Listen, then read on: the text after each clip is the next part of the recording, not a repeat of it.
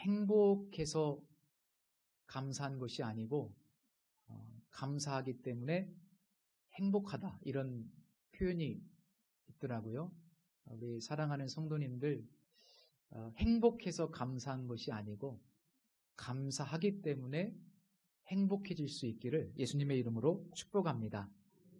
유다 말기에 활동했던 하박국 선지자는 망하기 직전에 굉장히 암울하고 혼돈스럽고 어두운 현실 속에서 예언의 사역을 감당했습니다. 본문에는 이 하박국 선지자가 6가지의 없는 것을 나열하고 있는데, 어쩌면 우리가 처한 오늘의 이 현실과 그리고 이 현실의 어떤 분위기와 크게 다르지 않다는 생각이 들었습니다. 얼마 전에 나온 트렌드 코리아 2025라는 책을 보니까요, 그 책이 출판된 거는 벌써 한 달 정도 더 된 것 같아요. 그런데 그때 당시 통계로 2024년도 올해 10개월 정도 기간 동안에 폐업한 자영업자 수만 100만 명 정도 된다고 합니다. 이게 10월 달까지의 통계이기 때문에 11월, 12월까지 합치면 더 많은 사람들이 경제적인 위기를 겪고 있는 것으로 알 수 있습니다. 그리고 내년에도 이 경기가 좋아질 것 같지 않다는 다소 비관적인 전망이죠. 그런 진단을 하고 있었습니다. 그러니까 현실이 굉장히 어렵더라고요. 이렇게 어려운데 더 안타깝고 힘든 것은 이러한 어떤 시대적인 흐름이 언제 끝날지 모른다는 사실. 마치 어떤 출구가 보이지 않는 긴 터널을 지나는 것처럼 어려운 시대를 살고 있다. 우리 성도님들 중에서도 아마 다른 사람들은 깊이 잘 모르지만 이런 고통 가운데 있는 분들이 계신 것 같습니다. 이렇게 경제적으로는 저성장 시대를 살아가고 있잖아요. 그리고 미래를 위해서 힘을 모아야 될 우리나라의 이 국내 정치도 최근의 모습을 보면 정말 갈등과 대립과 어떻게 보면 막 치고받는 난타전이 지금 이루어지는 것 같습니다. 그래서 사실 우리나라의 미래를 위해서 지금 지혜를 모으고 힘을 모으고 저출산 고령화의 문제라든지 청년 실업의 문제라든지 여러 가지 지금 이 어려운 상황 속에서 뭔가 대안을 마련하고 이걸 타개해 가야 되는데 사실 그런 모습도 보이지 않아서 우리 국민들이 얼마나 힘들어하고 안타까워하고 있습니까? 국제 질서도 굉장히 어렵고요. 남북 관계도 그 어느 때보다 경색되어 있고요. 참 여러 가지 면에서 참 안타깝고 어려운 시대를 우리가 함께 살아가고 있다는 생각이 듭니다. 그런데 이런 시대에 우리 예수 믿는 사람들은 어떻게 살아가야 될까? 우리는 믿음의 사람들인데 그렇다면 이런 시대를 우리가 믿음으로 어떤 태도를 가지고 살아가야 될까? 지난주에 룻기서의 말씀을 통해서 정말로 답이 없는 세상에서 살아갔던 여인들의 모습을 설교했는데요. 오늘도 비슷한 주제로 말씀을 나눠보려고 합니다. 답이 보이지 않는 시대, 답이 없는 시대를 우리가 살아가면서 우리는 어떤 마음으로 어떤 태도를 가지고 살아가야 될까? 오늘은 특별히 추수감사주일이기 때문에 감사가 하나의 답이 될 수 있겠다. 감사라는 주제를 가지고 오늘 말씀을 좀 나눠보려고 합니다. 오늘 우리가 함께 하박국 선지자의 고백을 읽었는데요. 저는 이 하박국 말씀 전체를 보면서 이런 질문을 해봤습니다. 처음에는 불평과 불만이 가득했던 하박국 선지자가 나중에는 이 끝에 와서는 어떻게 이렇게 기쁨과 감사가 넘치게 되었을까? 이런 질문을 해봤어요. 오늘 본문을 읽으면서 저는 하박국 선지자가 결코 이 현실적인 상황 때문에 감사하지 못했던 것은 아니라는 생각이 들었습니다. 그러면서 이 하박국서를 처음부터 한번 여러 번 읽어보게 되었는데, 그러면서 발견하게 된 것이 이 하박국 선지자가 감사하지 못했던 근본적인 이유가 있었구나, 아주 중요한 이유 한 가지가 있었구나, 이거를 깨닫게 됐습니다. 하박국 선지자가 처음에는 왜 감사하지 못했을까요? 제가 내린 결론은 그분이 하나님에 대해서 아주 심각하게 오해를 했기 때문이라고 깨닫게 됐습니다. 조금 더 구체적으로 설명하면 하나님의 일하심과 그분의 속성과 계획에 대해서 이해하지 못했기 때문입니다. 우리도 마찬가지 아닐까요? 우리가 하나님께 감사하지 못하는 중요한 여러 가지 이유가 있겠지만, 그러나 중요한 한 가지 이유를 꼽으라면 우리가 믿는 하나님에 대해서 우리가 자주 오해를 하기 때문입니다. 그 오해가 풀어지고 하나님을 좀 더 깊이 이해하게 되면 불신이 신뢰로 바뀌게 되고, 불평은 감사로 바뀌게 되고, 실망은 기쁨으로 바뀌게 됩니다. 자, 그러면 이 하박국 선지자는 하나님에 대해서 구체적으로 무엇을 오해했을까요?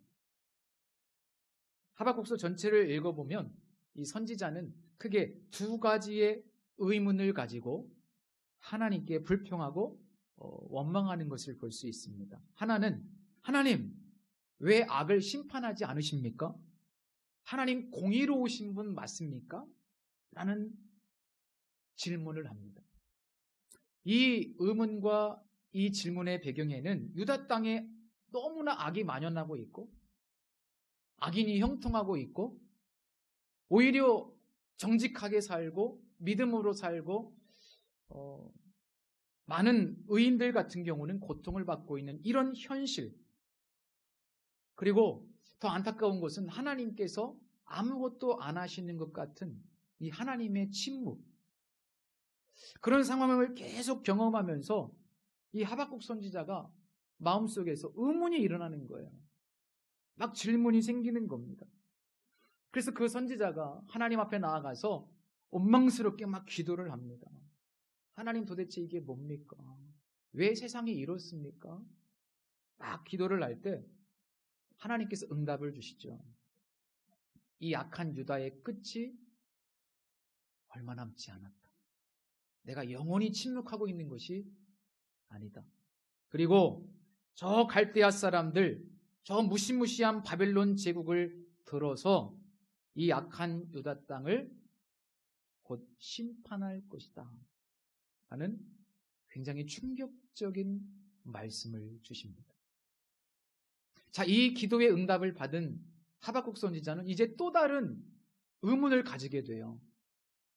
또 이렇게 기도를 하게 돼요. 두 번째 의문은 뭐냐면, 하나님은 참 악을 보지 못하시는 분이시고 정결하신 분이신데 어떻게 우리보다 더 악한 저 바벨론 사람들을 통해서 우리 유다 사람들을 심판하실 수 있습니까? 그런 하나님이 과연 정의로운 분이신가요? 그러면 하나님 거룩하신 분 맞습니까? 이렇게 또다시 원망스럽게 하나님 앞에 불평을 토하며 막 기도를 드립니다. 근데 하나님이 또 그 기도를 받아주세요. 그리고 말씀을 주십니다. 저 바벨론은 그냥 도구일 뿐이다. 그들도 곧 역사 속에서 심판을 받게 될 것이고, 내가 유다를 향해서 이런 엄청난 징계를 내리는 것은 단지 그들을 심판하기 위함이 아니라 그들을 구원의 길로 인도하기 위한 과정이다. 하나님의 목적은 심판이 아니고 구원이다 라는 것을 하나님께서 말씀해 주십니다. 이렇게 하나님의 대답을 듣고 난 다음에 결국 하박국 선지자는 아주 크게 깨닫게 돼요. 두 가지를. 첫 번째는요, 우리가 생각하는 것보다, 내가 생각하는 것보다 우리 하나님이 훨씬 크신 하나님이시구나. 내가 생각하는 것보다 하나님은 훨씬 더 위대하신 분이시구나.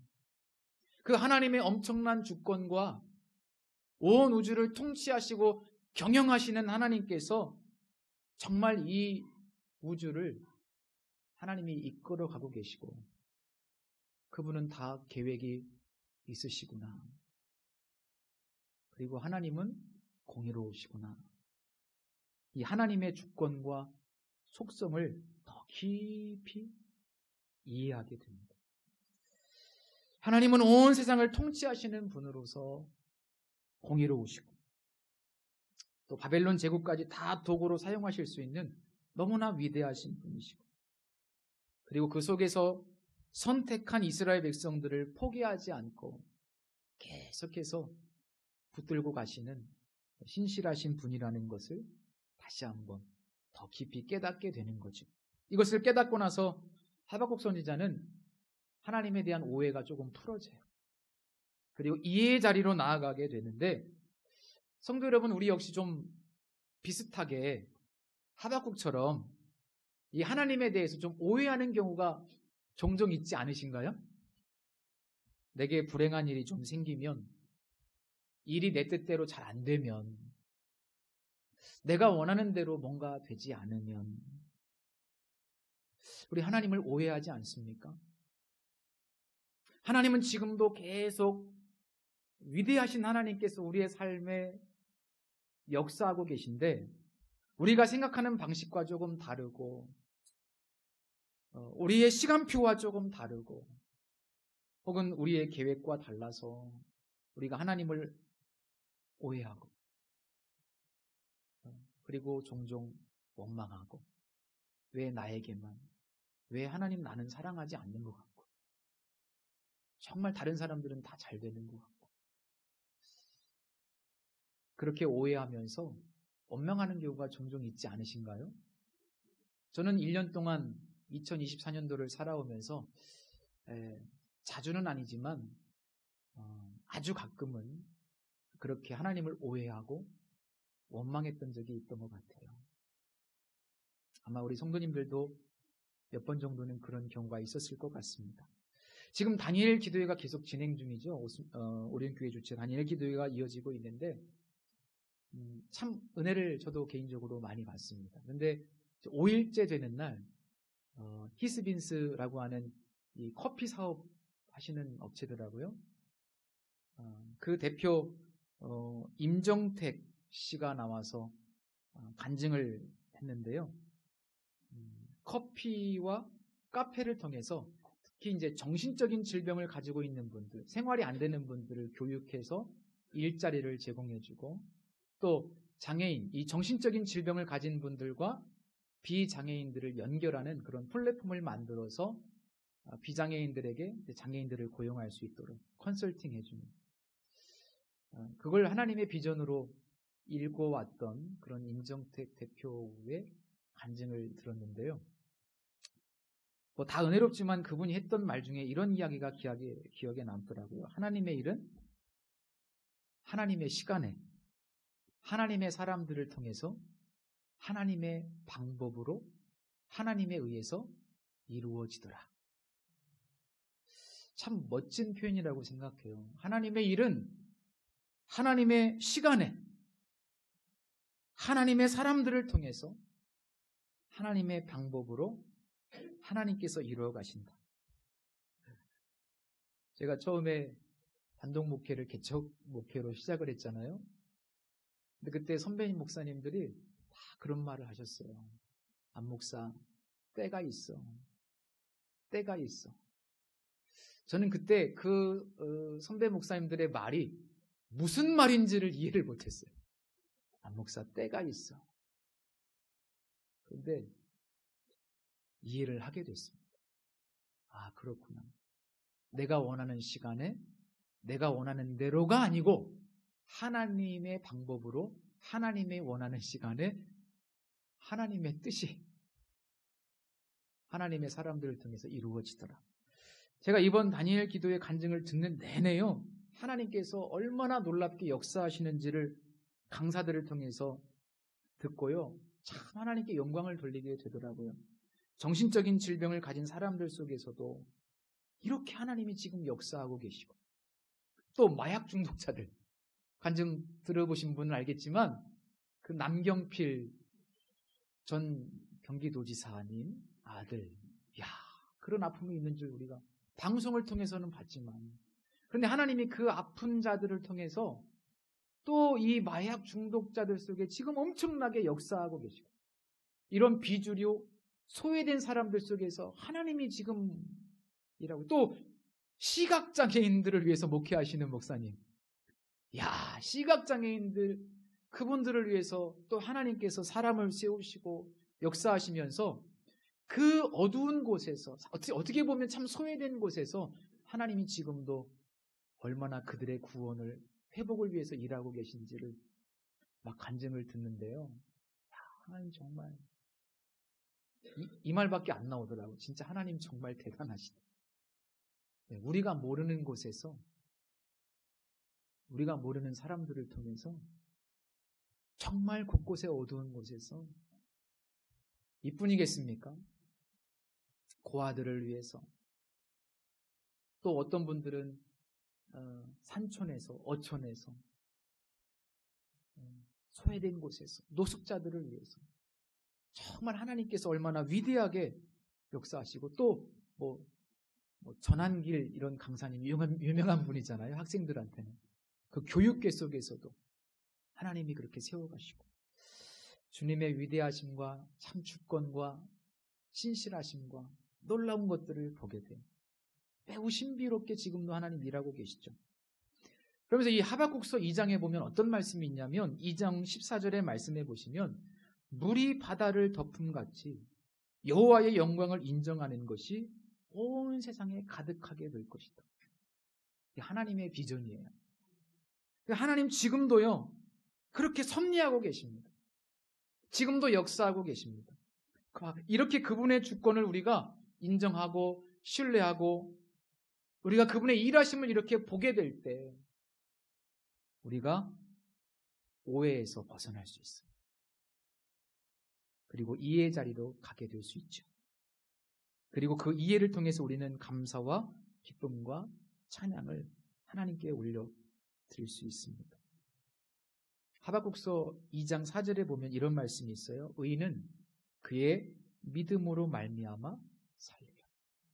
이렇게 하나님을 좀 신뢰하고, 하나님이 지금도 이렇게 세계 속에서 역사하시고 물이 바다를 덮음같이 여호와의 영광을 인정하는 것이 세상에 가득할 수 있도록, 우리는 지금 하나님이 일하시는 것 같지 않아 보이지만 그러나 열방 속에서 지금도 부흥을 이루어가시는 그 하나님을, 그 신실하신 분을 우리가 신뢰할 때 우리가 살 수 있다는 거예요. 그게 의인이라는 겁니다. 두 번째로요, 하박국 선지자는 하나님의 답을 통해서 하나님께서 선하신 분이라는 것을 다시 한번 발견하게 됩니다. 때로 우리는 어떤 결핍과 상실, 그리고 어려운 상황으로 인해서 하나님을 오해하곤 합니다. 하나님 나를 사랑하시지 않는구나. 나에게 별로 관심이 없는 것 같다. 하나님 나에게 복을 주시지 않는 것 같다고 오해하는 경우가 많습니다. 그러나 오늘 본문에서 선지자는 결론적으로 이렇게 고백합니다. 나는 여호와로 말미암아 즐거워하며 나의 구원의 하나님으로 말미암아 기뻐하리로다. 나의 구원의 하나님으로 말미암아 기뻐하리로다. 하박국 선지자가 깨달은 놀라운 비밀, 하나님의 목적이 뭐냐? 하나님의 목적은 선택한 이스라엘 백성들을 버리거나 그냥 심판해 버리는 것이 아니라 징계라는 것을 깨달아요. 그리고 그 징계의 목적은 그들을 구원하시기 위함이라는 구원의 목적을 가지고 사랑의 회초리를 든다는 것을 깨달았어요. 그게 하나님의 선하심을 이해하게 된 겁니다. 17절, 비록 무화과 나무가 무성하지 못하며 포도나무에 열매가 없으며 감람나무에 소출이 없으며 밭에 먹을 것이 없으며 우리의 양이 없으며 외양간에 소가 없을지라도 이런 상황은 무엇을 이야기하는 거냐면 앞으로 바빌론이 유다를 침략하게 되면 그로 인해서 완전히 초토화될, 황폐하게 될 이 유다 땅의 장차 미래의 모습을 묘사하는 겁니다. 없고 없어요. 아무것도 없어요. 그러나 하나님께서 유다 땅을 이렇게 징계하시는 목적, 하나님이 진정으로 원하셨던 것은 뭐예요? 그들이 가난하게 사는 것을 원하셨어요? 아닙니다. 그들이 돌이키기를 원하셨죠. 그들을 구원하길 원하셨어요. 결국 그들에게 복을 주시기 위하셔서, 복을 주시기 위해서 징계와 고통과 결핍과 상실이 필요했던 겁니다. 우리도 그렇지 않나요? 평소에 하나님께서 내게는 별로 관심이 없으신 것 같고 나에게는 별로 큰 복을 주신 것 같지 않다. 이렇게 생각하다가도 우리의 삶에 어떤 뜻하지 않은 상실과 결핍이 찾아오는 순간 내가 누리던 이 평범한 순간들이 얼마나 큰 하나님의 은혜였는가를 하나님이 걷어가시고 난 다음에 깨닫게 됩니다. 상실을 통해서. 어제 간증하셨던 그 권오중 그 배우 있죠. 저는 그 아들이 그렇게 고통당하는 걸 몰랐어요. 세상에 우리나라에 한 명밖에 없는 희귀병이래요. 그런데 하나님은 그 가정, 그 권오중 그분을 구원하기 위해서 허락하신 거예요. 그러지 않으면 그 영혼이 주님께 돌아오지 않아요. 본인 스스로 그렇게 고백하지 않습니까? 하나님께서 우리에게 허락하시는 모든 것은요, 선한 목적이 있어요. 이 성경의 고백처럼 없고 없는 이런 상황을 하나님께서 그들을 학대하기 위해서 이런 상황들을 허락하시는 게 아니라는 거예요. 그들의 구원을 위해서 이게 필요했던 겁니다. 이 구원이라는 단어 속에는요, 영혼 구원인 이 영혼의 구원뿐만 아니라 선택한 자의 거룩과 온전함이라는 의미도 포함되어 있어요. 성화의 개념도 포함되어 있는 겁니다. 그래서 하박국 선지자는 궁극적인 이 하나님의 목적이 이렇게 구원하기 위함이라는 것을 다시 한번 깨달은 거예요. 하나님의 그 놀라운 선하심. 하나님의 계획은, 하나님은 너무나 선하신 계획을 가지고 있구나. 그래서 하박국은 궁극적인 그 하나님의 목적을, 하나님의 선하심을 발견하고 오해했던 것을 풀어요. 그리고 하나님을 찬양하게 됩니다. 세브란스 병원 어딘가에 이런 기도문이 적혀 있다고 해요. 한번 읽어볼게요. 하나님 감사합니다. 하나님 때때로 병들게 하심을 감사합니다. 인간의 약함을 깨닫게 해주시기 때문입니다. 고독하고 외로운 것도 감사합니다. 그것은 하나님과 가까워지는 기회가 되기 때문입니다. 일이 계획대로 안 되도록 틀어주신 것도 감사합니다. 그래서 저의 교만이 깨지기 때문입니다. 돈이 떨어지고 사고 싶은 것도 마음대로 못 사게 하신 것도 감사합니다. 눈물 젖은 빵을 먹는 심정을 이해하게 하기 때문입니다. 자식들이 공부를 기대만큼 안 하고 아내가 미워지고 남편이 미워지고 어머니와 형제들이 짐스러워질 때도 감사합니다. 그래서 그들이 저의 우상이 되지 않기 때문입니다. 때로는 허물을 느끼게 하고 때로는 몸이 늙고 아프게 하심도 감사합니다. 그것으로 인하여 영원을 사모하는 마음을 가지기 때문입니다. 불의와 부정이 득세하는 세상에 태어난 것도 감사합니다. 하나님의 의를 사모하기 때문입니다. 제가 잘못하고 저를 비방하는 사람도 있게 하심도 감사합니다. 그럴수록 더욱 겸손해지고 더욱 노력하기 때문입니다. 오늘 밤 잠 못 이루고 뒤척이게 하신 것도 감사합니다. 그래서 병들고 고통받는 이웃들을 위해 기도할 수 있기 때문입니다.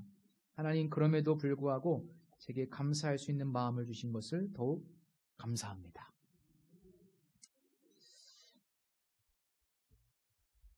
저는 사도 바울을 한번 생각해 봤어요. 사도 바울이 육체의 질병이 있었어요. 이것 때문에 사도권에 대한 오해도 받았어요. 사도라면 좀 건강해야지.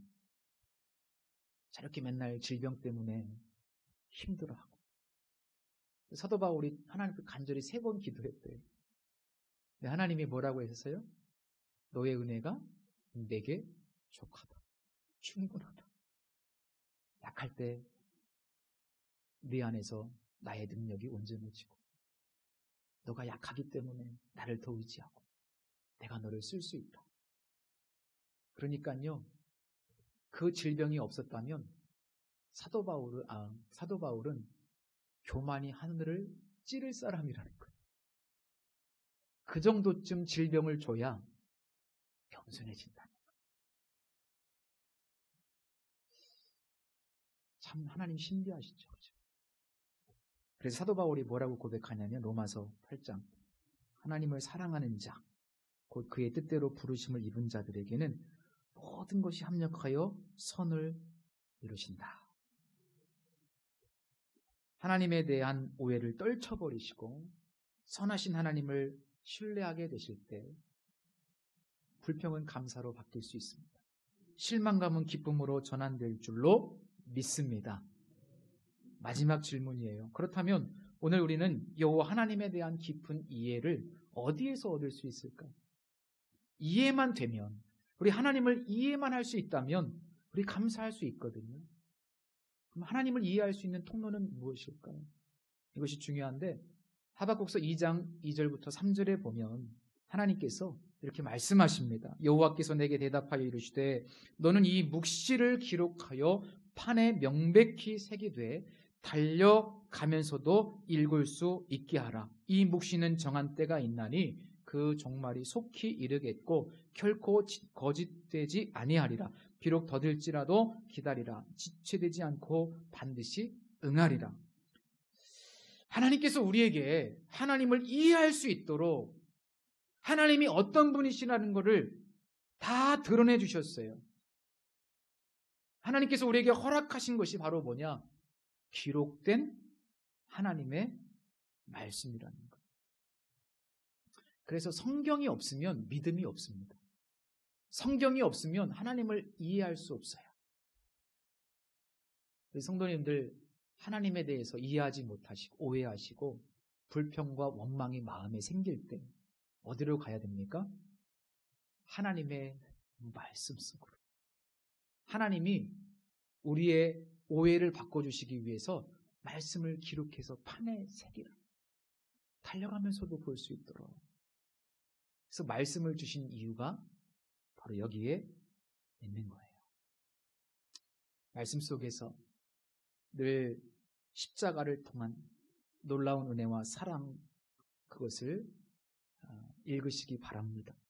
우리를 향한 신실하신 하나님의 선하신 계획과 또 역사를 향한 하나님의 목적이 있다는 사실을 말씀을 통해서 늘 발견하실 수 있기를 바랍니다. 이 말씀을 통해서 오해의 자리에서 자꾸 이해의 자리로 넘어갈 때 우리 입술에서는 감사의 열매가 하나님께 올라가게 될 줄로 믿습니다. 시편 19편 7절 이하의 말씀에 보면 여호와의 율법은 완전하여 영혼을 소성시키며 여호와의 증거는 확실하여 우둔한 자를 지혜롭게 하고 여호와의 교훈은 정직하여 마음을 기쁘게 하고 여호와의 계명은 순결하여 눈을 밝게 하시도다 라고 말씀하고 있습니다. 여호와의 율법은 우리의 영혼을 소성시킨다. 감사의 영성을 회복하기 원하시죠? 우리 성도님들 범사에 감사하길 원하시죠? 오늘 말씀을 통해서 깨닫는 것은 환경의 문제가 아니라는 거예요. 없고의 문제가 아니라 하나님을 깊이 이해하기만 하면 하나님을 신뢰할 수 있게 되고 하나님을 신뢰하면 그때부터는 감사와 기쁨이 충만할 수 있다라고 하는 것. 감사는 하나님으로부터 오는 선물이라는 것. 그것을 깨닫게 됩니다. 그리고 그 하나님을 깊이 이해하기 위해서는 하나님이 친히 기록해 두신 성경 말씀 속으로 들어가서 매일 하나님을 알아가는 노력을 해야 된다는 것. 답 없는 세상을 살아가지만, 오늘 답답한 세상을 살아가지만 하박국 선지자처럼 나는 여호와로 말미암아, 우리 성도님들 여호와로 말미암아 기뻐하고 감사하시고 평안이 충만케 되시기를 예수님의 이름으로 축복합니다. 기도하겠습니다. 주님, 때로 우리는 선하신 주님을 오해하기 때문에 감사하지 못했습니다. 이제는 결핍과 상실조차도 우리를 위한 것임을 인정할 수 있게 해 주시옵소서. 때로는 주님의 크심과 위대하심과 주권과 통치를 오해할 때도 있었습니다. 그러나 하나님은 물이 바다 덮음같이 여호와의 영광을 인정하는 것이 온 세상에 가득하도록 지금도 놀랍게 역사하시는 분이심을 믿고 바라보게 하여 주옵소서. 우리의 구원과 성화를 위해서, 우리의 인식의 한계를 넘어서 일하시고 역사의 완성을 위해서 우리의 생각의 한계를 넘어서 일하시는, 우리를 너무나 사랑하시는 예수님의 이름으로 기도드립니다. 아멘.